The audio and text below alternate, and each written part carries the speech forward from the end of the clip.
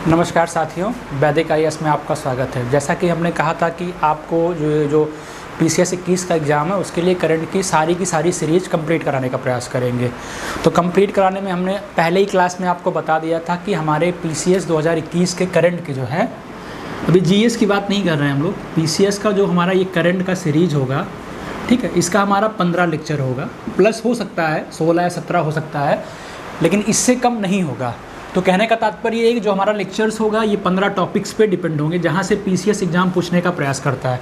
जैसे कि राष्ट्रीय परिदृश्य के कुछ क्वेश्चन हो जाएंगे, कुछ अंतर्राष्ट्रीय के हो जाएंगे, कुछ पर्यावरणीय घटनाक्रम के हो जाएंगे, कुछ आर्थिक घटनाक्रम के हो जाएंगे, कुछ वैज्ञानिक घटनाक्रम के हो जाएंगे। उसके बाद जो आपके सूचकांक आते हैं, पुरस्कार आते हैं, इस तरह की चीज़ों को, युद्धाभ्यास हो गए, इस तरह चीज़ों को एक जगह करने का प्रयास करेंगे ताकि आपको एग्ज़ाम में सहूलियत मिले और आपको ये आइडिया लगे कि हाँ क्वेश्चन कहाँ से बनेगा। डेमो के तौर पर जो हमारा आज का लेक्चर होगा वो देखिएगा राष्ट्रीय परिदृश्य पे होगा, राष्ट्रीय घटना क्रम पे होगा। कुछ चीज़ें होती हैं कि एग्ज़ाम वहाँ से आता ही आता है, तो आपका ध्यान हम वहाँ ले जाने का प्रयास करेंगे कि PCS एग्ज़ाम में क्वेश्चन कहाँ से पूछने का प्रयास करता है या कहाँ से पूछता है। जैसे राष्ट्रीय घटनाक्रम में बहुत सारी इंपॉर्टेंट चीज़ें हैं जो बताएंगे धीरे धीरे आपको, और कुछ चीज़ें ऐसी हैं जो नहीं पूछता है। आप बुक खरीदोगे तो बुक में 15-20 पन्ने 25 पन्ने आपको राष्ट्रीय घटनाक्रम का मिल जाएगा, लेकिन संभवतः सारी चीज़ें वहाँ से नहीं पूछता है। जैसे एक इम्पॉर्टेंट क्वेश्चन आपके सामने रखेंगे कि विश्व का सबसे ऊंचा रेलवे आर्क ब्रिज, ठीक है, ध्यान देना, पहला क्वेश्चन अपना है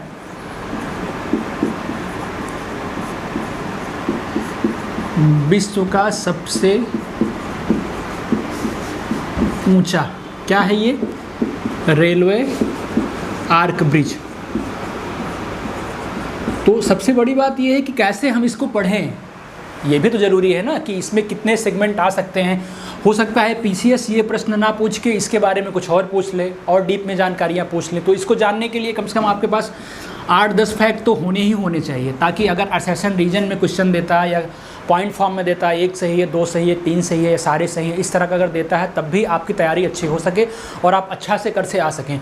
जैसे अगर ये पूछ रहा है आपसे विश्व का सबसे ऊंचा रेलवे आर्क ब्रिज, सबसे पहले प्लेस का नाम आएगा।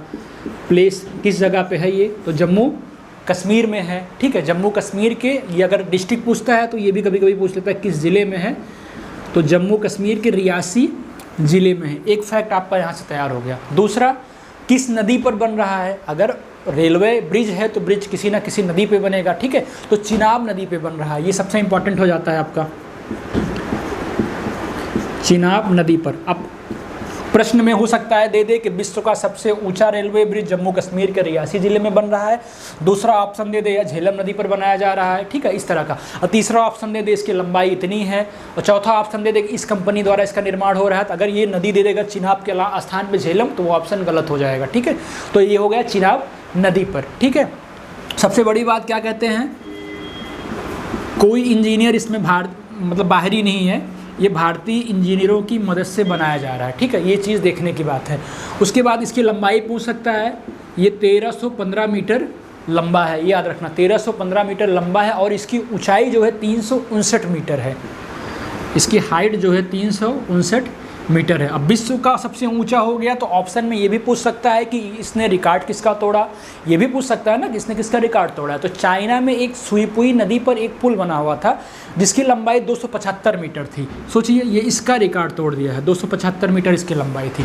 तो ये हो गया, क्या कहते हैं, आपका इसका इंपॉर्टेंट सेगमेंट कि आपको क्वेश्चन कहाँ से पूछ सकता है। सबसे बड़ी बात, अगर हो सकता है पूछ ले, क्या कहते हैं, किस कंपनी द्वारा इसका निर्माण हो रहा है, तो इस कंपनी का नाम भी लिख लेना, कोंकण रेलवे कॉरपोरेशन लिमिटेड द्वारा, ठीक है, देखना, ध्यान देना, कोंकण रेलवे कॉरपोरेशन लिमिटेड द्वारा। अब पढ़ने का तरीका ये होता है कि इससे रिलेटेड जितनी भी चीज़ें हों आपको हम यहीं पे बता दें। जैसे कि आपको मैंने बताया कि विश्व का सबसे ऊंचा रेलवे आर्क ब्रिज यहाँ बन रहा है, तो दूसरी चीज़ सबसे बड़ा, मतलब भारत का सबसे बड़ा कह सकते हो कि रोड आर्क ब्रिज कहाँ बन रहा है, ठीक है, भारत का सबसे लंबा। इस तरह के जितने क्वेश्चन है यहीं पर टच कर लीजिए आप, भारत का सबसे लंबा, ठीक है, ये रोड आर्क ब्रिज है, ठीक है, ये कहाँ बन रहा है, ये भी क्वेश्चन आपसे पूछ सकता है, आप कंफ्यूज हो जाओगे। ये मेघालय में बन रहा है, खासी हिल्स के पास में एक डिस्ट्रिक्ट है जिसका नाम है सुहोर ज़िला, ठीक है, आपसे प्लेस पूछ सकता है पहला नंबर, मेघालय का डिस्ट्रिक्ट पूछ सकता है, सोहवर, या फिर वहाँ पे पहाड़ियाँ हमेशा चर्चा में रहती है, क्वेश्चन गारो खासी जयंतिया का आता रहता है तो खासी पहाड़ी का पूछ सकता है।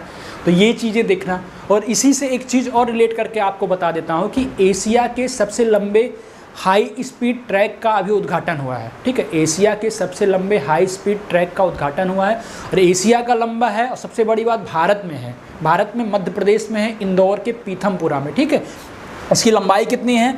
11.3 किलोमीटर। ये चीज़ याद रखना। और अगर पूरे विश्व की बात किया जाए तो ये दुनिया का 5वां सबसे बड़ा ट्रैक होगा। ठीक है, तो इस तरह के सारे क्वेश्चंस आपको मैंने एक ही जगह टच कराने का प्रयास किया। ठीक, अब आगे देखिए। तो क्लास का मतलब यही होता है कि अगर आप कंफ्यूज आगे ना हो और सारी चीज़ें आपको हम एक ही जगह बता दें। और इस तरह से मुझे लग रहा है कि राष्ट्रीय परिदृश्य के 2 क्लास होंगे हमारे, और 2 क्लास में क्या कहते हैं, जितना भी सेगमेंट होगा इसका पूरा का पूरा कंप्लीट करा देंगे। अब इसी से रिलेटेड एक क्वेश्चन और बता सकता हूं कि विश्व का सबसे बड़ा फ्लोटिंग सोलर प्रोजेक्ट पूछ सकता है, कहाँ लगाया जा रहा है? देखना, नोट करना। विश्व का सबसे बड़ा फ्लोटिंग मतलब तैरने वाला ना, तैरने वाला सोलर प्रोजेक्ट की बात हम लोग कर रहे हैं। ये कहाँ पे लगाया जा रहा है? सबसे बड़ी बात, विश्व का सबसे बड़ा फ्लोटिंग सोलर प्रोजेक्ट है और भारत में है, इसलिए इसका इंपॉर्टेंस बढ़ जाता है। ये मध्य प्रदेश के खंडवा जिले में है, पहला नंबर। तो इस बार मध्य प्रदेश के कई क्वेश्चन आपको बताएंगे, बड़े इंपॉर्टेंट हैं। मध्य प्रदेश के खंडवा जिले में है और सबसे बड़ी बात, अगर सोलर प्रोजेक्ट है तो नदी के आसपास होगा। तो नदी कौन सी होगी? नर्मदा नदी होगी। बांध जरूर कोई ना कोई होगा, तो बांध कौन सा है? ओंकारेश्वर बांध है। ठीक है, तो यहाँ से क्वेश्चन बन सकता है, यहाँ से या इन सबको मिला के भी पीसीएस एक अच्छा क्वेश्चन तैयार कर सकता है, क्योंकि अब वो भी धीरे धीरे यूपीएससी के पैटर्न पे पहुँच चुका है। ठीक है, अब दूसरी चीज़ देखिए, इसी से रिलेट करके क्वेश्चन और, विश्व का सबसे बड़ा फ्लोटिंग सौर फर्म की स्थापना कहाँ हो रही है? तो ये अंतर्राष्ट्रीय परिदृश्य का क्वेश्चन, लेकिन आपको हम यही बता दे रहे हैं। किसकी बात हो रही है? सौर फर्म की बात। ठीक है, विश्व के सबसे लंबे सौर फर्म की बात कर रहे हैं हम। ये सिंगापुर में बनाया जा रहा है। ठीक है, ये सिंगापुर में बनाया जा रहा है। ठीक है, तो इस तरह से जो भी कंफ्यूजिंग होगी आपको हम एक तरफ अगर एक पास मिला देंगे तो आपका दिमाग थोड़ा सा अच्छा काम करेगा और सारी चीज़ें एक ही जगह तैयार हो जाएंगी। जैसे एक इम्पॉर्टेंट क्वेश्चन और है, यूपी पीसीएस का बहुत फेवरेट क्वेश्चन हो सकता है इस बार का, और श्योर है ये चीज़ पूछेगा ही पूछेगा। ठीक है, तो ये है क्या कहते हैं, सतत विकास सूचकांक से ठीक है रिलेटेड क्या कहते हैं क्वेश्चन, और इसको देख लेना। और दूसरी बात, स्मार्ट सिटी अवार्ड के बारे में थोड़ा सा देख के जाना। स्मार्ट सिटी अवार्ड के बारे में पहला ही क्वेश्चन हो सकता है कि किस मंत्रालय द्वारा जारी किया जाता है? तो केंद्रीय शहरी मंत्रालय, आवास एवं शहरी मंत्रालय द्वारा जारी किया जाता है। दूसरा क्वेश्चन हो सकता है किस डेट को जारी हुआ ये, तो ये डेट भी याद रखना, 25 जून 2021। पहला मिनिस्ट्री हो गया, दूसरा इसका डेट हो गया। तीसरा पूछ सकता है कि इसके 2, एक राज्यों की श्रेणी आता है, ग्रामीण वर्ग आता है, शहरी वर्ग आता है। तो शहरी वर्ग में फेवरेट क्वेश्चन बन सकता है कि शहरी वर्ग में टॉप पे कौन से हैं। ठीक है, शहरी वर्ग में अगर आपसे पूछता है तो पहले भी एमपी का इंदौर था और दूसरे पे क्या कहते हैं गुजरात का सूरत था। ठीक है, तो ये चीज़ आप याद रखना, एमपी का इंदौर और गुजरात के सूरत को क्या कहते हैं कंबाइन करके इस बार दिया गया है। ठीक है, एमपी का इंदौर, हो सकता है ऑप्शन में एक ही दें, गुजरात का सूरत। ठीक है, उसके बाद राज्यों की श्रेणी का सबसे इंपॉर्टेंट हो जाता है, क्योंकि राज्यों की श्रेणी को आईएससी अवार्ड बोलते हैं। ठीक है, आईएससी अवार्ड में क्यों इंपॉर्टेंट हो जाता है? क्योंकि राज्यों की श्रेणी में यूपी को प्रथम स्थान दिया गया इस बार। उसके बाद मध्य प्रदेश को, इसके पड़ोसी राज्य को सेकेंड स्थान पे रखा गया है। ठीक है, मध्य प्रदेश को सेकेंड पे, फिर तमिलनाडु को क्या कहते हैं थर्ड पोजीशन पे रखा गया है। और एक क्वेश्चन यहीं से बन सकता है इंदौर वाले से कि इंदौर को एक और अवार्ड मिला है, अभी हाल ही में एग्जाम में पूछा गया था, इनोवेटिव आइडिया अवार्ड किसको दिया गया? तो ये क्या कहते हैं इंदौर में क्या कहते हैं इनोवेटिव आइडिया, कह सकते हो कि बहुत ज़्यादा लोग लगाते रहते हैं, वहाँ का आइडिया इनोवेटिव थोड़ा सा होता है, इसलिए वहाँ के इंदौर को पुरस्कार हमेशा काफ़ी अच्छा मिलता रहता है। ठीक है, तो ये हो गया स्मार्ट सिटी अवार्ड से रिलेटेड। अब एक क्वेश्चन और इम्पॉर्टेंट है कोविड से, और इतना दिन आप लोगों ने कोविड झेला हुआ है तो हो सकता है कि कोविड से क्वेश्चन पूछ ले, और नॉर्मल सा क्वेश्चन बन सकता है कि प्रोजेक्ट 2 पहल किससे रिलेटेड है। ठीक है, प्रोजेक्ट 2 पहल किससे रिलेटेड है? तो ये ऑक्सीजन की डिमांड को पूरा करने के लिए, मतलब महामारी के समय में अन्य लहरें जो आने वाली, इसके कारण जो मांग में वृद्धि को पूरा करने के लिए या मेडिकल ऑक्सीजन को मेंटेन करने के लिए, उपलब्ध कराने के लिए सरकार ने क्या चलाया था? केंद्र सरकार ने प्रोजेक्ट 2 पहल। ये इंपॉर्टेंट हो सकता है, याद रखना। एक और नॉर्मल क्वेश्चन इंपॉर्टेंट हो सकता है राष्ट्रीय प्रदेश में, डीप ओशन मिशन। इसमें क्या पूछेगा? इसमें इसका डीप में ना जाके पूछ सकता है कि किस मंत्रालय द्वारा चलाया जा रहा है, ठीक है। तो इसका जो मिनिस्ट्री है वो याद रख लेना, पृथ्वी विज्ञान मंत्रालय है, ठीक है। और पूछ सकता है किस लिए? तो ब्लू इकोनॉमी को ध्यान में रखने के लिए, ब्लू इकोनॉमी को मेंटेन करने के लिए या ब्लू इकोनॉमी को बढ़ावा देने के लिए, ठीक है। और पहला क्वेश्चन जो आपको हमने बताया, ये जो पहले में बताया बहुत इंपॉर्टेंट हो जाता है, सतत विकास लक्ष्य का जो इंडेक्स होता है उसको ध्यान में देख के जाना। यहाँ से भी क्वेश्चन बड़ा इंपॉर्टेंट बनता है, सतत विकास लक्ष्य या सतत विकास लक्ष्य का जो इंडेक्स 2021 का है, इससे क्वेश्चन बन सकता है। पहला क्वेश्चन बन सकता है आपके सामने कि कौन सा आयोग इसको जारी किया या किसने इसको जारी किया। कई ऑप्शन दे देगा, लेकिन आपको टारगेट पर ध्यान देना है। तो नीति आयोग की ये पहल है, ठीक है, इसको ध्यान देना। अब इसके आगे क्या पूछेगा आपसे? राज्यों की श्रेणी पूछ सकता है। केरल को टॉप पहला स्थान मिला है, उसके बाद हिमाचल प्रदेश को दूसरा मिला है और तमिलनाडु को तीसरा मिला है। First, second, third, Kerala, Himachal, ठीक है, और तमिलनाडु। और सबसे खराब प्रदर्शन में पूछा जाए तो सबसे खराब प्रदर्शन में क्या है? बिहार है, बिहार के बाद झारखंड है, ठीक है। तो इस चीज़ को आप याद रखना, ठीक है। और इसके आगे अगर आप बढ़ोगे, क्या कहते हैं, तो कुछ और चीज़ें इंपॉर्टेंट हुई हैं। जैसे मान लो इसके डीप में आपसे पूछ सकता है कि इसकी शुरुआत कब हुई? तो इसकी शुरुआत बहुत पहले से नहीं हुई है, इसकी शुरुआत 2018 से हुई है। और अभी 2021 के बारे में पूछ सकता है। इसके अपने कुछ लक्ष्यों का निर्धारण किया जाता है। जैसे पहले में कहा गया था कि पहले में SDG, पहला काम तो क्या करता है ये? SDG की जो प्रगति होता है उसकी निगरानी करता है, या इसको कहते हैं कि सतत विकास लक्ष्य का जो इंडेक्स होता है ये SDG के प्रगति का निर्धारण करता है या उस पर निगरानी रखता है, ठीक है। तो 2018 में इसकी शुरुआत हुई थी। पहली बार इसमें क्या कहते हैं 39 लक्ष्य थे, ठीक है, और 62 संकेतक थे। और इस बार क्या कहते हैं, इसके ध्येय 17 थे, लक्ष्य जो है बढ़ा के 70 कर दिए गए थे, और क्या कहते हैं संकेतक 115 हो गए थे। तो इस तरह के जो इंपॉर्टेंट सेगमेंट हैं वो हम आपको बताते चलेंगे जो आपके लिए इंपॉर्टेंट है। फिलहाल ये इंपॉर्टेंट यही था, खराब और क्या कहते हैं अच्छा प्रदर्शन किसने किया था, ठीक है। तो मुझे लग रहा है कि एक टॉपिक से इतना दिमाग आपको लगा के चलना है कि 7-8 टॉपिक तैयार हो जाए। जैसे अगर राष्ट्रीय प्रदेश में अगर विज्ञान की चीज़ें आ रही तो हम विज्ञान की चीज़ें थोड़ा बहुत आपको बता देंगे यहाँ पे, लेकिन विज्ञान की चीज़ें आपको अलग से हम बताएंगे वैज्ञानिक घटनाक्रम में। अर्थव्यवस्था की चीज़ें यहाँ पे हम छोड़ देंगे, उसको आर्थिक घटनाक्रम में बताएंगे। इससे आपके दिमाग में एक एजम्पशंस बनेगा कि अर्थव्यवस्था में क्या क्या पूछेगा, पर्यावरणीय घटनाक्रम में परिवर्तन से क्या क्या पूछेगा, इस तरह की चीज़ों को, ठीक है। जैसे एक इंपॉर्टेंट क्वेश्चन हमने कहा आपको बता दें, अभी याद आ गया, यूनेस्को के विश्व धरोहर सूची में भारत के 6 स्थल शामिल किए गए, और 6 स्थल अस्थायी रूप से नहीं शामिल किए गए हैं, अस्थायी रूप से शामिल किए गए हैं, ठीक है। ये इंपॉर्टेंट इसलिए हो जाता है कि पिछली बार क्या कहते हैं रामसर साइट्स में उत्तर प्रदेश के 6 शामिल किए गए थे, ठीक है, याद रखना, और कुल 10 थे भारत के। तो 12 के 10 जो थे, 2 पंजाब में था, 1 महाराष्ट्र में था ना, इस तरह करके था। तो उसमें यूपी वाला पूछ रखा था इन्होंने, ठीक है। तो हो सकता है इस बार अस्थायी सदस्य में यूपी के भी हैं, यूपी के पड़ोसी मध्य प्रदेश के भी हैं, महाराष्ट्र के हैं और तमिलनाडु के हैं। तो इन सबसे भी क्वेश्चन पूछ सकता है। तो यूपी का क्या है, बनारस का गंगा घाट शामिल किया गया है। ये शामिल कौन करता है? भारतीय पुरातत्व सर्वेक्षण करता है, ठीक है। तो यूपी का याद रख के जाना आप, बनारस का गंगा घाट हो गया। मध्य प्रदेश के 2 प्लेस हैं, इंपॉर्टेंट है दोनों, एक सतपुड़ा रिजर्व टाइगर रिजर्व है और दूसरा भेड़ा घाट है, ठीक है। सतपुड़ा टाइगर रिजर्व हो गया और दूसरा हो गया भेड़ा घाट, ठीक है। 6 हैं, 3 हो गए आपके।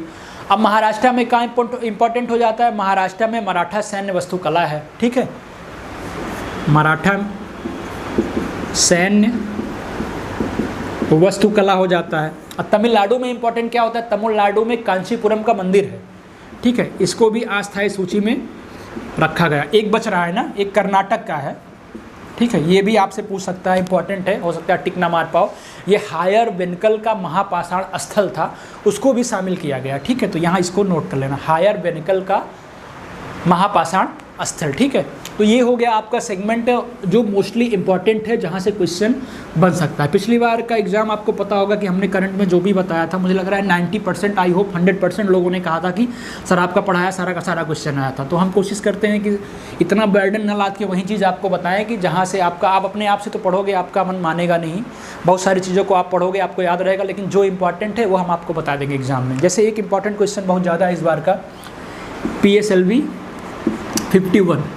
आपने देखा होगा कि इन सब चीज़ों के डेट भी, लॉन्चिंग डेट भी पूछता है। जैसे इसका 28 फरवरी लॉन्चिंग डेट है 2021, तो ये बहुत पूछता है। ठीक है, इसको ना पूछ के ये पूछ सकता है कि PSLV 51 ने क्या किया, एक ब्राज़ील का अमेजेनिया फर्स्ट उपग्रह था, ये ले गया, इसके साथ में 18 उपग्रह को और ले गया।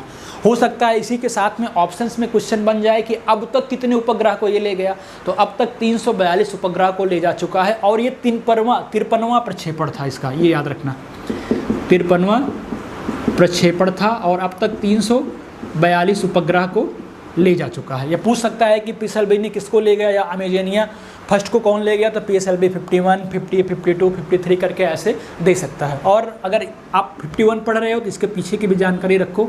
PSLV 50 ने क्या किया था, PSLV 50 क्या किया था, ध्रुवीय प्रक्षेपण यान CMS फर्स्ट को लेके गया था। ये बहुत इंपॉर्टेंट क्वेश्चन है, CMS फर्स्ट को ये लेके गया था। CMS फर्स्ट क्या करता है, ये CMS फर्स्ट देश का 42वां संचार उपग्रह था। ठीक है, ये क्या करेगा, ये अंडमान निकोबार और सिर्फ लक्षद्वीप पे निगरानी रखेगा, और इसका जीवन काल कुल मिला के 7 वर्ष का होगा। ठीक है, तो ये इंपॉर्टेंट हो जाता है, CMS फर्स्ट का जीवन काल 7 वर्ष का होगा, और ये अंडमान निकोबार प्लस क्या कहते हैं, लक्षद्वीप पर निगरानी रखेगा, मतलब उसी की निगरानी के लिए इसको बनाया गया है। ठीक है, और देखिए एक आध क्वेश्चन और इम्पॉर्टेंट हो सकता है, जैसे कैसे निगरानी करेगा, ये सारी चीज़ें आप डीप में जब साइंस पढ़ाऊंगा तो साइंस में आपको बता दूंगा। लेकिन एक चीज़ याद रखना, एक और इम्पॉर्टेंट क्वेश्चन है, इसरो और नासा जो है संयुक्त रूप से मिलकर इस पर काम कर रहे हैं। देखना, इसरो और नासा जो है संयुक्त रूप पे मिलकर काम कर रहे हैं, निसार।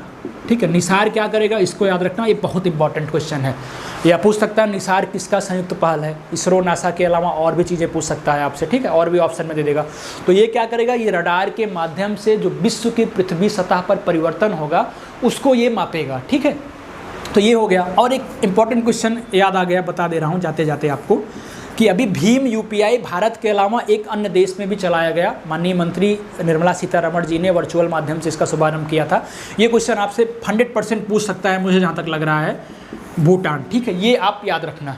ठीक है, और एक क्वेश्चन और पूछ सकता है कि अभी एक नए मंत्रालय का गठन किया गया। ठीक है, सबसे पहले आपका नाम पता होना चाहिए, नया मंत्रालय कौन सा है, सहकारिता मंत्रालय है। पूछ सकता है इसके मंत्री कौन बनाए गए, तो आप अदर मंत्री का नाम ना देके ये इसके मंत्री माननीय अमित शाह जी बनाए गए। तो ये छोटा सा मतलब डेमो के तौर पे आपको था राष्ट्रीय परिदृश्य का। कोशिश रहेगी कि हमारा दूसरा लेक्चर भी राष्ट्रीय परिदृश्य का होगा, और उसके बाद से फिर एक एक लेक्चर सारे सेगमेंट के होंगे, थोड़ा बड़े होंगे, आधे घंटे के। तो हमारा टारगेट ये होगा कि PCS की परीक्षा जो हो रही है उसमें कोई भी क्वेश्चन करंट का आपके बाहर ना जाए।